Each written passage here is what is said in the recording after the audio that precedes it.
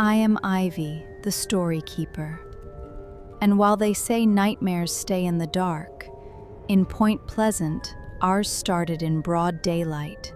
Two young couples didn't just see a shadow that night.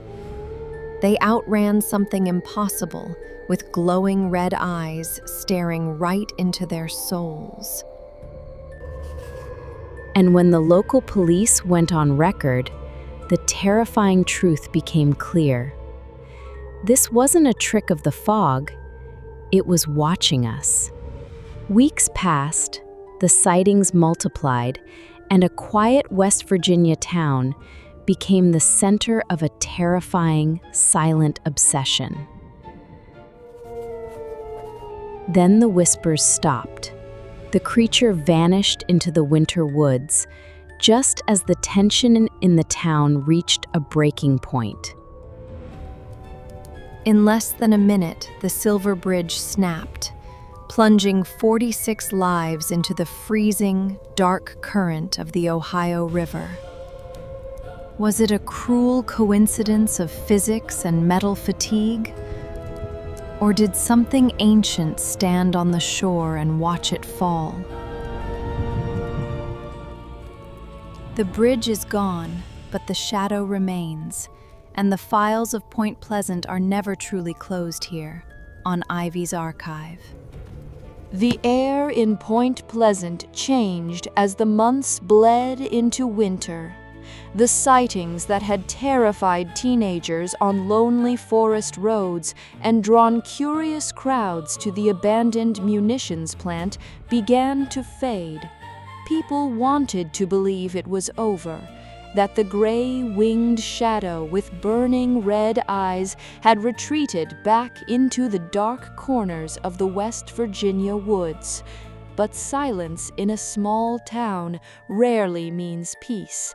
It usually means something heavier is waiting.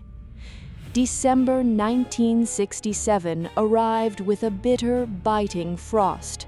The local newspapers had stopped printing daily updates about the creature, and the highway patrols near the TNT area had returned to routine quiet. For a brief moment, the town felt normal again. Families prepared for the holidays, workers rushed through the bitter cold, and the memory of glowing red eyes in the dark began to feel like a fading bad dream.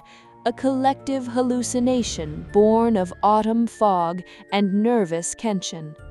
Then came December 15th. It was a cold, gray Friday afternoon, and traffic on the Silver Bridge was heavier than usual. The bridge linked Point Pleasant across the Ohio River, serving as a vital artery for commuters and holiday shoppers. Vehicles, bumper to bumper, edged slowly forward against the biting wind, completely unaware of the structural strain silently building beneath their tires. No one could have predicted what was about to fracture beneath the weight of ordinary life. Without warning, at roughly 5 o'clock in the evening, the suspension chain on the Ohio side snapped. The failure unleashed a catastrophic chain reaction. In a matter of seconds, a vital span of the Silver Bridge twisted, buckled, and plunged directly into the freezing, ice-choked waters of the Ohio River below.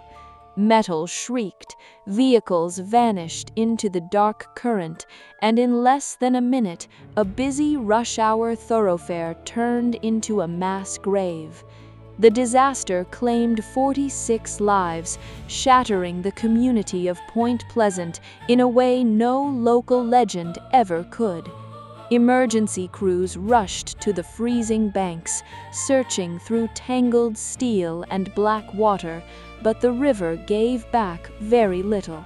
Families were torn apart overnight, and grief blanketed the town heavier than any winter fog. It remains one of the deadliest bridge collapses in American history, leaving a scar across West Virginia that decades have never fully managed to heal. In the harrowing days following the catastrophe, as the town mourned its dead and investigators desperately searched for answers in the twisted steel, a chilling realization swept through the community. People began to look backward at the strange, silent sightings of the previous 13 months. The creatures, the shadows, the glowing eyes, they hadn't just been random monsters in the dark. To a grieving populace desperate for meaning, the timing formed a haunting, inescapable pattern. Shockwaves of the disaster settled into a quiet, heavy sorrow. Conversations in local diners and living rooms shifted to a darker hypothesis. The creature known as the Mothman had vanished precisely when the tension reached its peak, vanishing just before the bridge fell. Was it a coincidence of timing, or was there an intelligence behind those glowing red eyes that understood what human engineers had completely missed?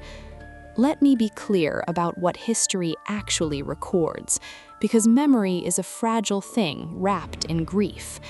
The witnesses who saw the strange entity in 1966 never came forward to claim they were delivering a prophecy.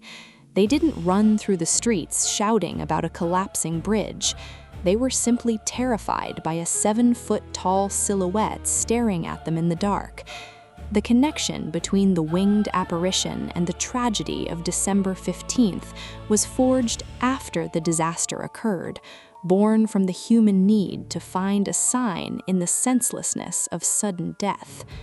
Skeptics and historians point out the obvious flaw in linking folklore to structural engineering failure. The Silver Bridge fell because of an eye-bar fracture caused by metal fatigue and decades of heavy traffic loads that its creators never anticipated. Steel does not care about cryptids or omens. It bends, it cracks, and it breaks under physics. Yet logic offers cold comfort to a town that lost nearly 50 of its own in a single minute. And so, the legend evolved into something far more haunting than a simple monster story. The creature stopped being just a strange animal in the woods and transformed into a harbinger, a silent watcher standing at the edge of catastrophe, warning a blind world of what was coming. Whether it was a bizarre bird, mass hysteria, or a genuine omen of disaster, one truth remains entirely untouched by time. Point Pleasant would never look at the river the same way again. The shadow of the bridge and the shadow of the Mothman became permanently fused in the collective memory of West Virginia.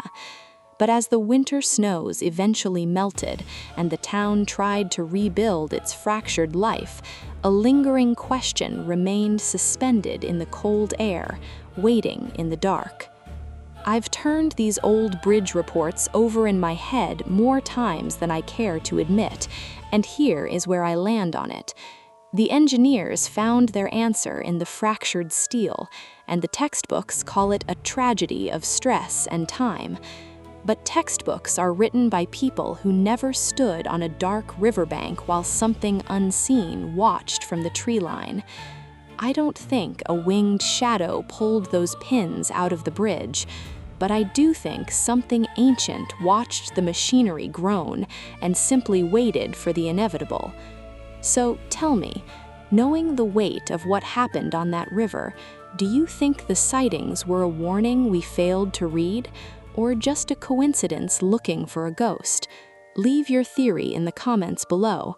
I read every one, and I'd love to know how you untangle it.